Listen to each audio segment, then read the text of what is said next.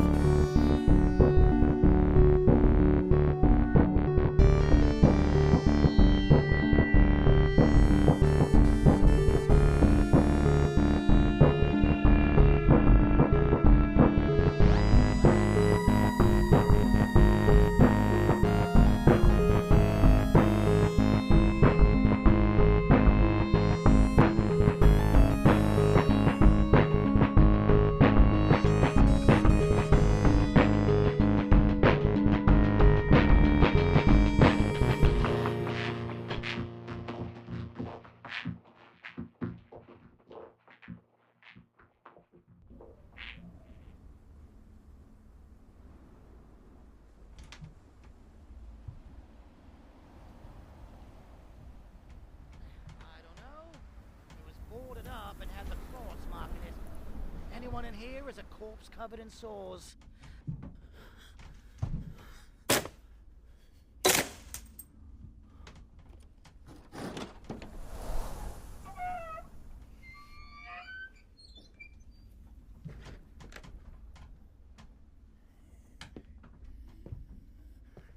Eyes out for anything for the cart.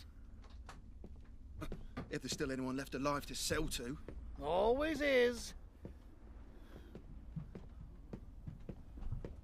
Couple in here. Two little uns, boy and a girl, I think, from the Cloves. Rat's got to most of them already. Look for boxes or silver. We aren't here for them. Not like we can sell the meat. Teeth might go for a few pence. Then you fish them out of those sores. My hands are clean. Well, nobody would make dentures out of teeth that small anyway.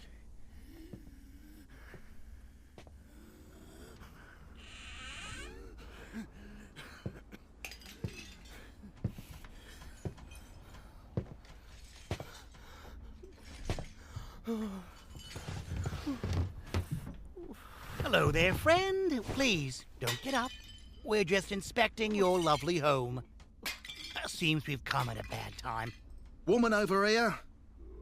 Teeth are bad, but she's got a cross on her. Looks like real silver, too. Oh, God, it's filthy. Chain went through some of the skin like a saw. Covered it in bits of her. We'll use the pitcher to clean it. I'm not catching death because you didn't. Please. Now, friend, save your strength. You look quite ill. It's very clear that your wife, I think, the fair assumption that she's your wife, is with her children and the Lord now. I'd say your children, but I can't say they look anything like you at the moment. Well, maybe a little around the, little lumps. What about this? Some of these dolls are pretty nice. Aren't here for wood. Burn the dolls! If it doesn't shine, we don't take it. Apologies from my associate. As for us, we're just a pair of friendly members of the church, looking after a few of your things while you, God willing, recover quickly. You know, God's work, charity. Now, I know all this must seem hard to face, but I think you're able... Bury her! Please! Get them off me! Bury them! Bust it off! Oh, God's blood, look at me! Look at my shirt! It's covered in bile! Oh, he just killed me. I swear, he just killed me! Here, there's some water left. Give me that! Maybe it'll be fine. It doesn't always take you to the grave. If they make it this long, sometimes they get better. Every 1 out of 4 I heard the Millfield priest say last season. I mean, just look at him. He's on his way back already. You can tell. Do you think that with my cough and the fever I had in the spring, I would be one of those spared? No. No, he's not getting better. I'm sure of it. How can you tell? Because I'm taking his spot. If a quarter came back, then I'm trading my place for his. I got things left to live for, and all he's got is rotten next to him. Half a fortune's on that card outside. If one of us is damned, it's not me. You think God takes him if you get sick? Is that how plague works? Of course it is.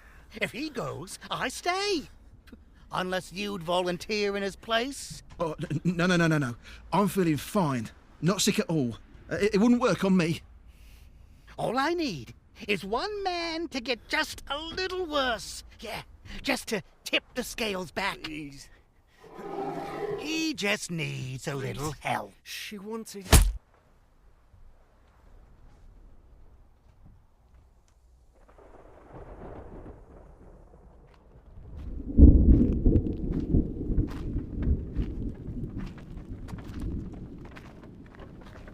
The rope's holding, but if someone looks under there, they might have a few questions about the gag. Don't worry about the rope. He's still quiet and could pass as a corpse. Worry about the silver next to him. Church still says it's a crime to take from the dead, even during the end of days. I just don't see why we're even doing this. Couldn't we just hit him a little harder? Or cut something important? No, you idiot. It's got to be plague. It doesn't count if it's not plague. If we stick him or drown him or something, then that's a murder. And a murder always kills everybody. No. He's gonna pass naturally. Not our doing. So we get him more sick. So we dump him in the pit. Lots of plague in there. What else would he die of? The smell?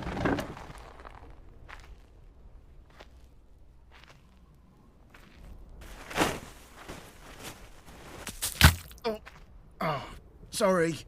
He's sweating. Why should I care if he gets a bruise?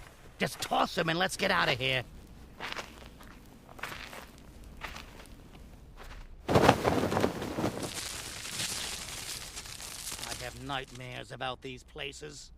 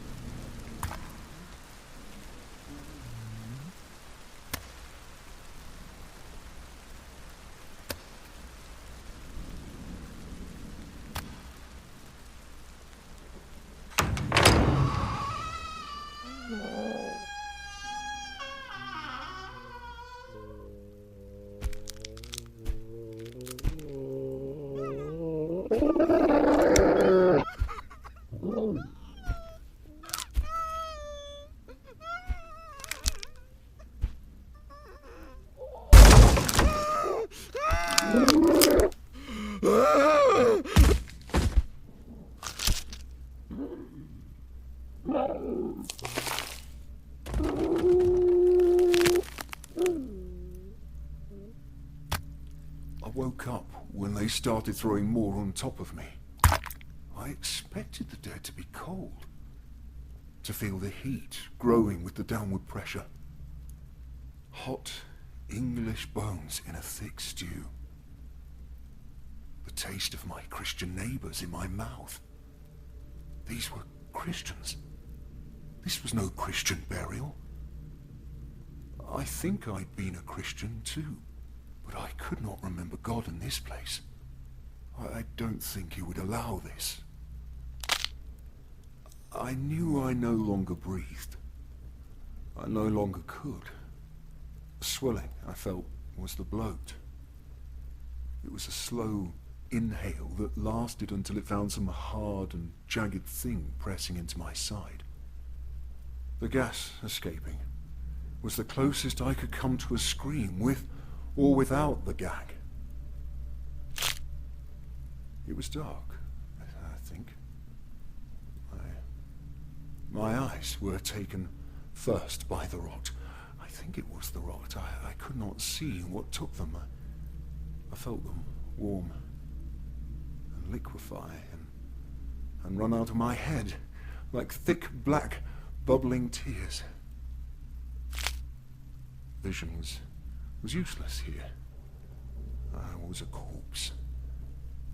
I must have been. I didn't want to feel myself rot after I was dead. Would it hurt? The thought had come to me as a child. It had come as a fear of being trapped in my body and not going to the heaven that the priest promised. Bright lights and full bellies. Togetherness. I would not meet my mother at the gates. She would be there, waiting for me, holding God's hand forever. Not meeting my God. I would feel my bones burn on a pyre, or become a home to maggots and worms in the earth, or turn to dust and leave me nowhere. But the pain, I would be with the pain. Maybe those dreams were blasphemy, but this was not heaven. The warmth was the same, though. The togetherness, like they were only sleeping beside me. I could feel the insistence of the bodies around me as my skin started to form little holes to let them in. The sores made for soft entrances. Days passed. My new friends gathered around me. They strained, but they brought more than just muscles and sinew. The meat came with words. The shape of words, at least. They told me things that no priest could ever know about a man. Truths that would have unmade any scholar. If I could still have wept, I would have. Forever. I could feel 3 legs above me. A few sizes and at least a half-dozen arms in pieces. Although some lacked important parts, they worked well enough. They came, and soon my chest was swollen with ribs and hearts and soft round things, and all the meat it could hold, the 3 times the size a chest should have been. My jaw and skull were held together by webs and shards of broken bone around a thick knot of my mind. But still, there were things I needed. Vital things were not in my pit. It was a strange hunger. Togetherness. I expected pain. It was slow, but as I lay gagged and mangled and rotting, I could feel all those with me in the pit through a thin web of viscera and godly slime formed between us. I expected pain, but still there was nothing but heat. I could feel their crushing weight, but not their meat.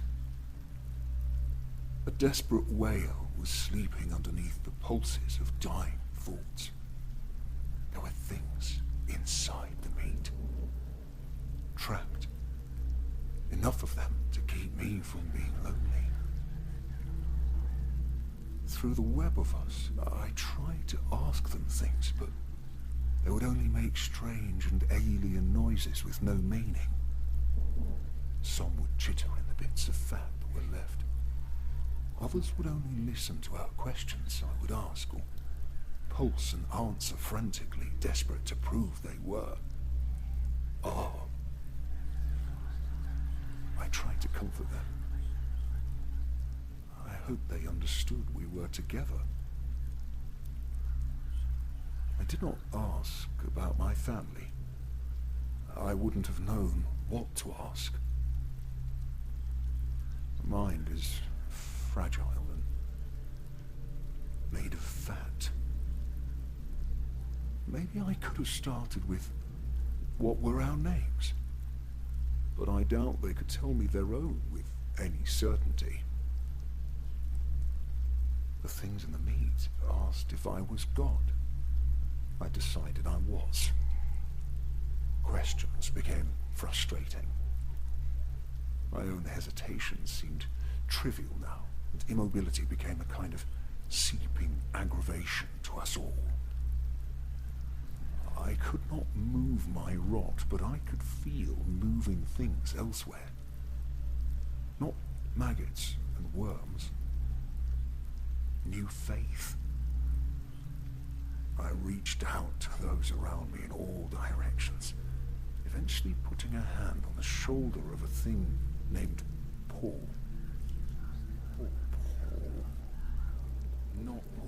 Not Paul. Paul. The thing in the meat was saying Paul. Because it was not my hand. The weight was wrong. The color was wrong. It was too large, even with the loss of most of its skin and the first and second fingers. Or toes. Or fingers. I remember now. I could touch with something else's fingers. Borrowed fingers. This thin string attaching me to my new and foreign body began to contract. Imagine, it was not alone. These things I'd been questioning and consoling began to come closer to me. Us. Me. It felt like 1,000 stitched together, but I persisted. A rat king of man. Borrowed muscle with ropes of tendon tied to bring the new hand to where I lay inside myself. I, my own church, and us, flock coming to me as a haven. It felt like an acceptance I never had in anything before. Yes, that's right, I remember. The sensation they gave me was new and tasted like the way I felt before I was in the bed with... It was...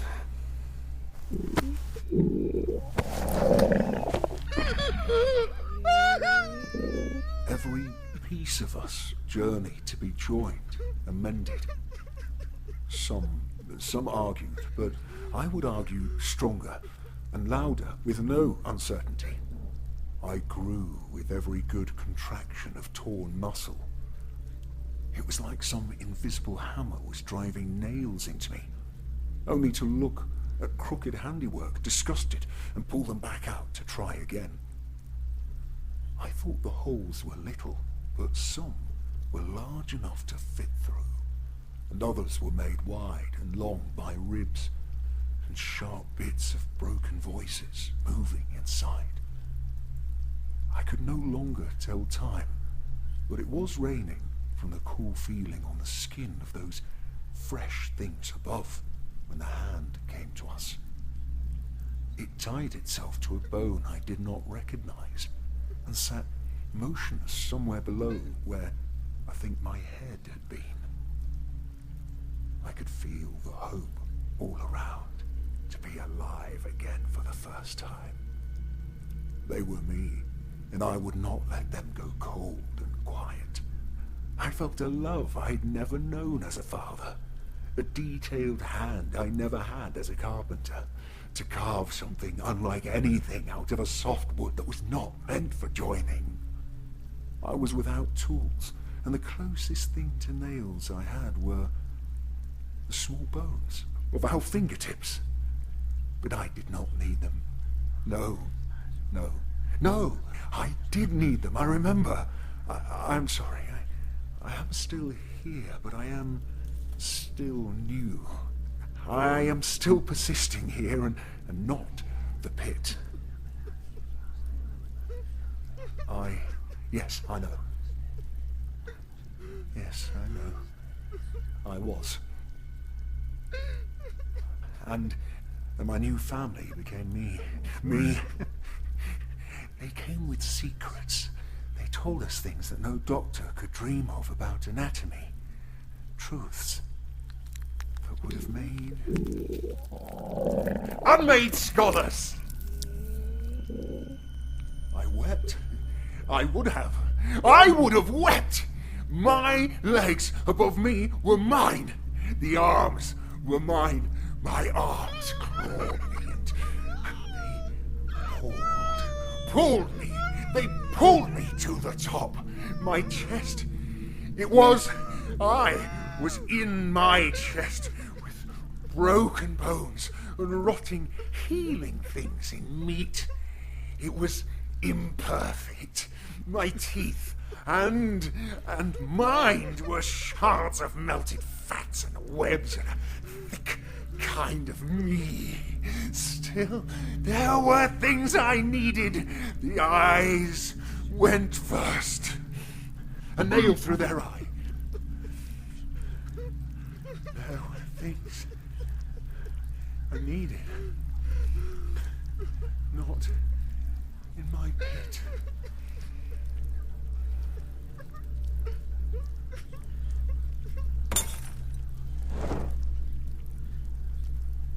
Where is your good Christian friend? We weren't friends. We weren't. Where is your good Christian friend?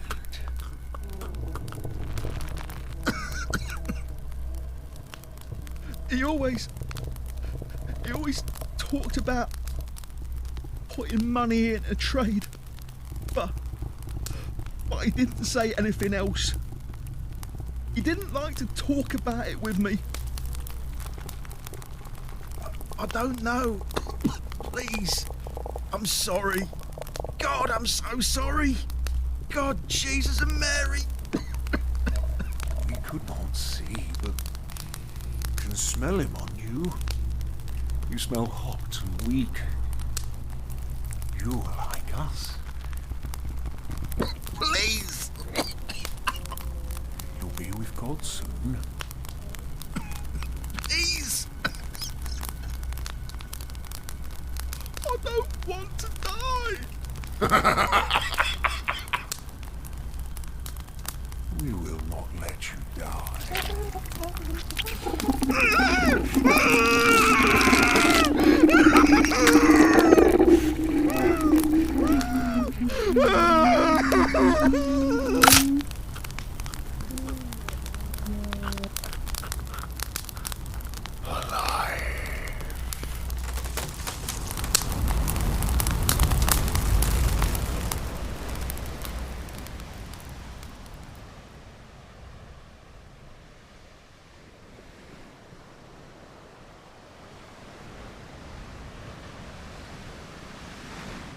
This episode was written and edited by D.B. Clarke and directed by Alex Valentino.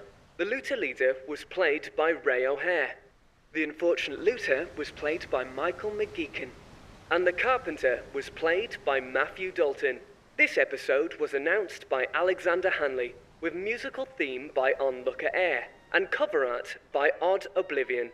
This episode of Black Sheep Shipping is licensed under a Creative Commons Attribution, Non-Commercial, Share-alike 4.0 international license. Thanks for listening.